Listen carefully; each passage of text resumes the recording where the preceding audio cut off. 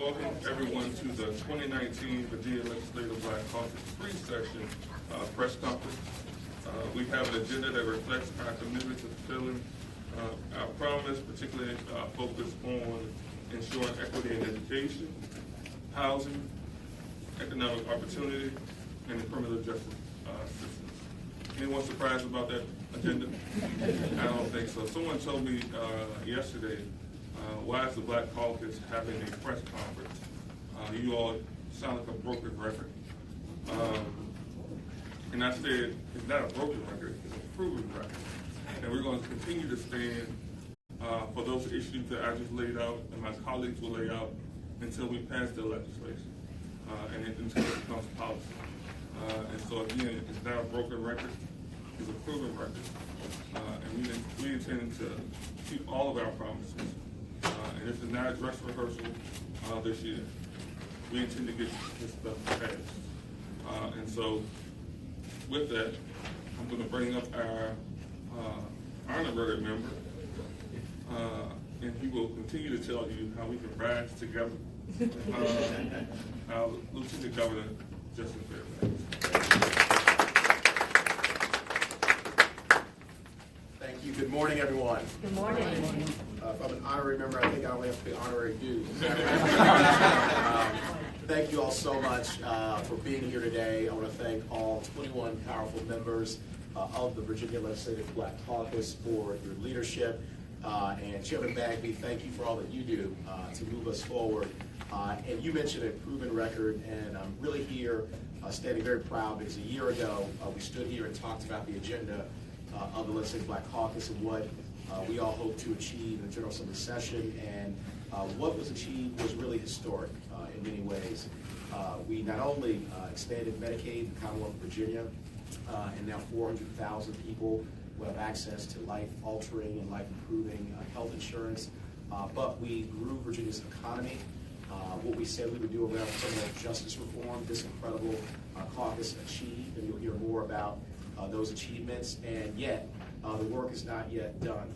And so while what we see in Washington and around this country are people who wish to divide us, to move us backwards, this caucus is focused on making sure that we move forward united, to provide opportunity for everyone, no matter the color of their skin, where they live, who they love, that they get a shot to rise and a chance at the American dream. So I'm proud of these incredible leaders. I look forward to gaveling in later today in the Senate of Virginia as Lieutenant Governor, but I want to thank each and every one of you for the voices that you have stood up with, for the courage that you have shown, and for your leadership that has gotten results on behalf of all Virginians. So the best is truly yet to come, and while Donald Trump wants to drag the station down, we are going to ensure this Legislative Black Caucus that Virginia and this nation rise together. So thank you all so much.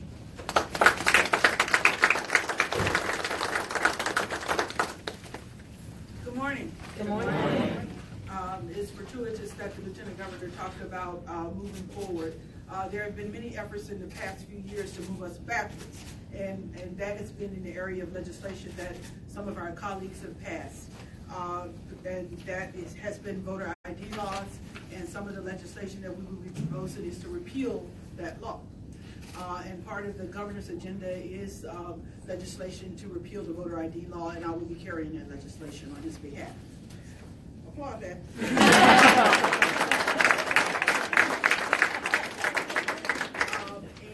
This state has historically put in the place of minority voters every effort to try to restrict voting requirements, and that has come out of the Jim Crow era. And I will also be proposing, along with Senator Lucas, SJ 274, and I don't know what your number is, a constitutional amendment regarding qualifications of voters. And it simply states this, that the only requirement for voting should be turning 18 years old, being a resident of the locality where you live, and to be a registered voter. That's the only requirement needed to vote in the Commonwealth of Virginia. And that's what that It also removes the felony conviction as a restriction for voting. So that constitutional amendment, SJ 274, will be heard this afternoon. So we're asking for your support on that as well. We will also be proposing SB 235, no excuse absentee voting, so you can stop lying and so far you're not voting. All these voting restrictions that have been put in place, we are trying to remove those restrictions because in a democracy, voting is not a privilege. It's not a privilege. It is a right of democracy. So we are certainly trying to, as a caucus, ensure that voters in this Commonwealth exercise that right. And we are asking that you support the exercise of that right here in the Commonwealth.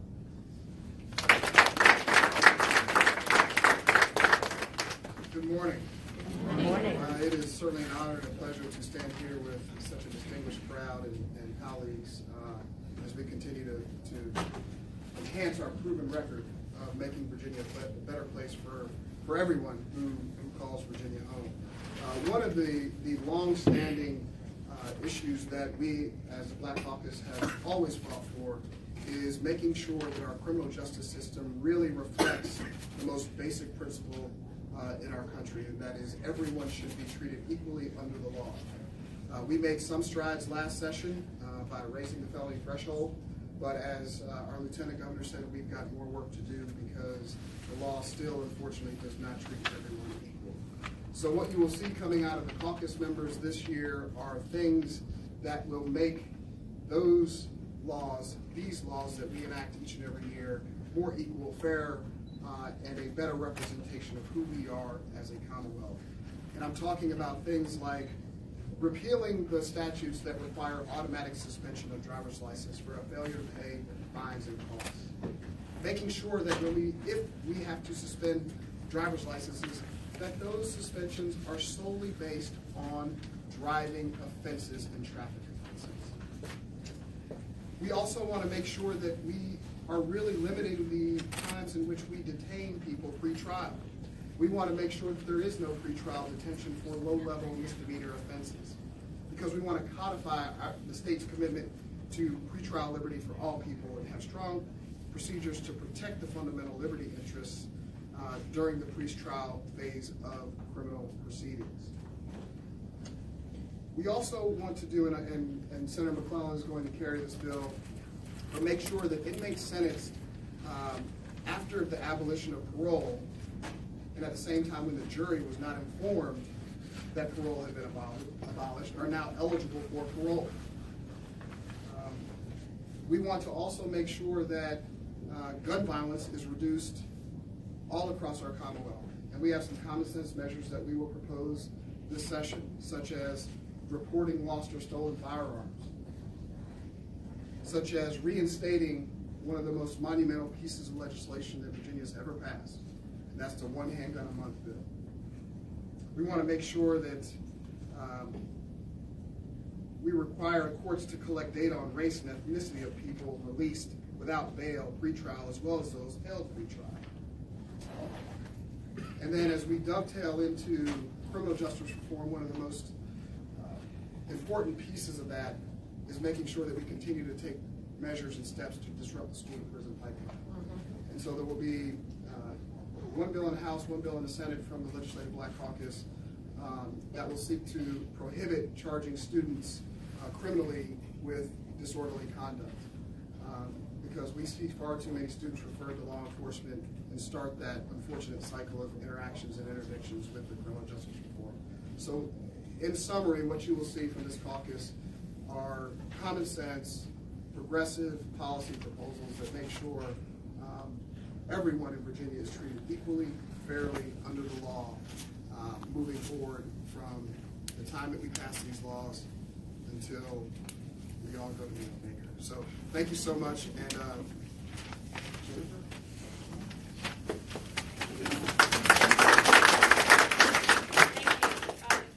So today marks the 400th convening of the Virginia General Assembly. 400 years ago, representative democracy began in the Western Hemisphere. It is also the year 400 years ago when the first recorded Africans came onto the Shore of Virginia, and the first English women were recruited to Jamestown. We've had a very long and complicated history, but last year we celebrated the 150th anniversary of the Underwood Convention, and the Constitution that came out of that convention, which had 22 African American members of that constitutional convention, it was the first time that Virginia had a provision for free public education for all Virginians. And the African American members of that convention were at the forefront. We came out of that convention with over 100 African American members of the House and Senate through Reconstruction who continue to focus on education for all Virginians.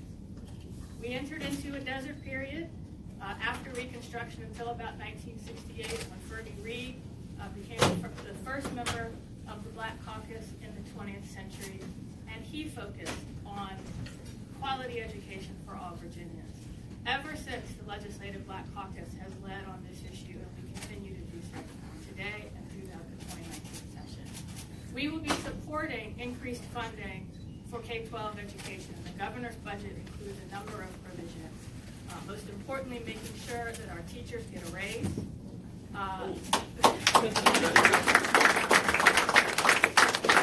Making sure that this is not quite in his budget. We will have budget amendments to put it in there, lifting the cap on support personnel so that our teachers can focus on teaching and not all of the other necessary functions that need to go on in that school building to holistically address the needs of our students. We had several members, and Jeff Thorne was one of them, on the House Special Subcommittee on School Safety, leading the charge to make sure that that committee focused not just on keeping the physical building and the students physically safe, but addressing some of the underlying concerns. Suicide is the #1 risk factor our students face. We cannot address school safety without addressing making sure we have enough counselors in the building, making sure we are acknowledging, addressing, and teaching our students in all grades about mental health issues. Because mental health is a part of health, and we have legislation in to take care of all of those things. I am probably forgetting some, but I want to make sure we have time for the rest. We are committed to fighting anything that takes money out of the K-12 system, anything that undermines public education in Virginia. We will fight tooth and nail to make sure that doesn't happen. And as Jeff already mentioned, our students cannot learn if they're being put out of school for behavioral issues. We will fight tooth and nail to stop criminalizing childhood behaviors in the school.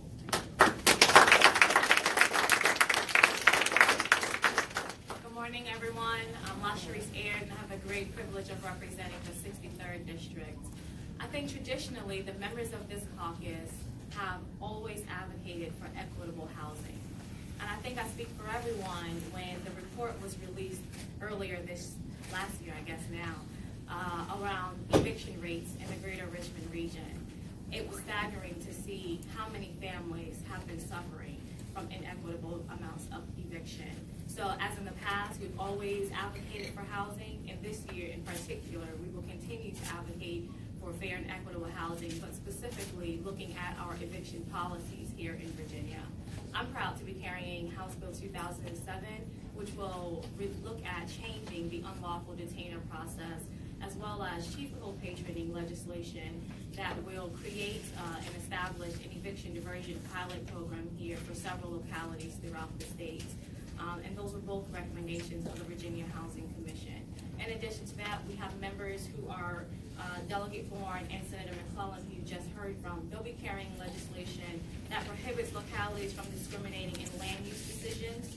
We also have Delegate Bourne, who'll be carrying legislation that prohibits discrimination on the basis of source of income. Delegate Jones, he'll be looking at expanding tax credits for landlords in low poverty areas to accept housing choice vouchers. Senator Dance, she'll be providing property tax exemptions for the elderly and disabled. Senator Dance will also be preserving the right of inherited real estate.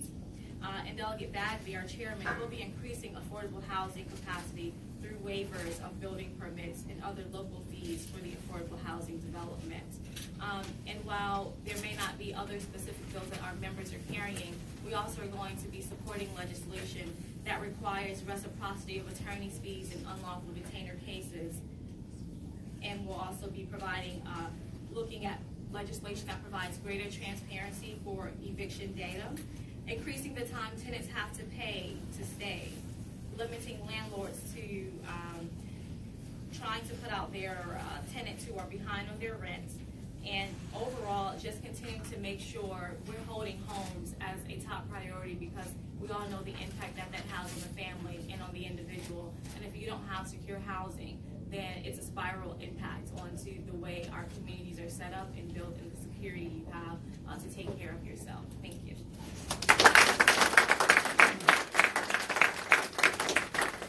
So as you can hear,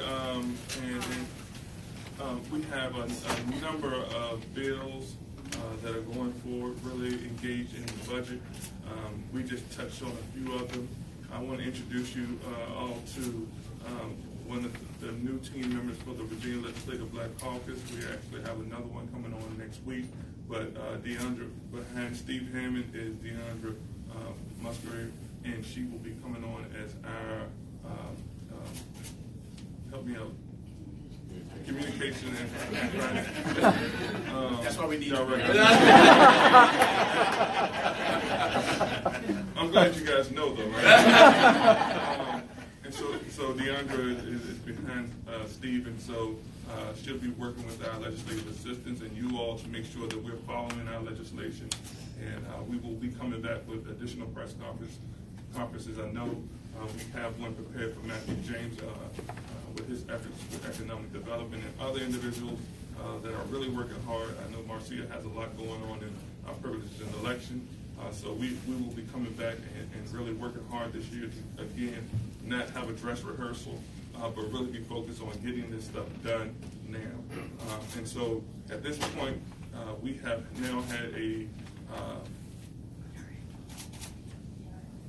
ERA.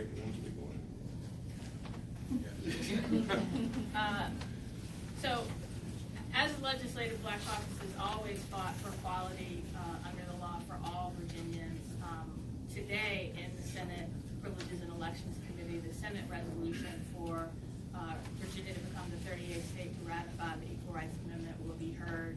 And we have had, the House version is carried by our member Jennifer Carroll Floyd, Chief Co-Patron Luke Torian, and Hala Ayala, and Rosalind Vance and I are Chief Co-Patrons of the Senate version. And so it is high time that the U.S. Constitution protects the rights of women under the law. The Virginia Constitution already has it. So you'll hear a lot of arguments today about all the terrible things that will happen if we dare to deem women equal under the law. Well, the Virginia Constitution already does it. It's time the U.S. Constitution does too. Yes. Good morning. Today also marks another important anniversary, and it was 35 years ago around this time that Delegate Yvonne Miller was the first African-American woman to start serving in the Virginia General Assembly. 35 years ago, within my lifetime, we had the first African-American woman start. So as we are celebrating 400 years, as the senator has uplifted 400 years of our government, to know that we are within 35 years of having 19 amazing and wonderful and strong and dedicated African-American women serving in this legislature. It just helps you understand when people tell us to just get over it. These are issues that were created and are impacting our lives now within the last 35 years. So we won't get over it, but we will change it. Thank you.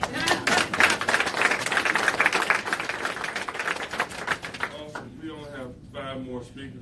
No, we're really excited about this session. If you can't tell, our members have some awesome legislation, and I think with where our numbers are and where we are as a caucus, this stuff has to get done. And so we appreciate you all coming. Members will stick around for individual one-offs. Again, welcome back.